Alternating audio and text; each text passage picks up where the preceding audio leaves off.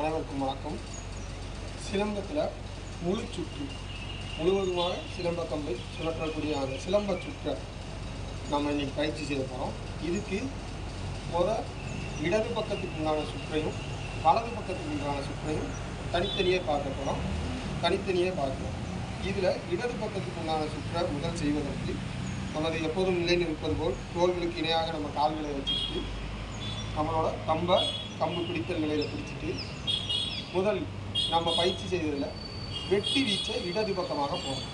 இந்த வெட்டி வீச்சை கொண்டு வந்து எதிரியை தாக்குவது போல் தாக்கிய பின்பு நமது வலது காலை குதிங்காலை தூக்கி விரல் பகுதிகளை கீழே ஊனி திருப்பி இந்த இடத்துல நம்மளோட படகு வீச்சு முறையை அப்படியே பயன்படுத்தணும். போட்டு திருப்பி கம்பை நிலைநிறுத்தணும், காலையும் நிலைநிறுத்திக்கிறோம். இந்த இடது பக்க வீச்சை இன்னொரு தடவை பார்ப்போம். வெட்டி வீச்சு முறையில் ஆரம்பித்து எதிரியோட தலையில் தாக்குவது போல் கொண்டு சென்று அங்கிருந்து காலையும் உடலையும் திருப்பி படகு வீச்சு முறையில் 2 முறை செய்து கம்பை நிலைநிறுத்தணும். ஸோ இது வேகமாக ஒரு தடவை பார்ப்போம். வெட்டி வீச்சு முறையில் தாக்கி படகு வீச்சு போட்டு கம்பை நிலைநிறுத்தணும்.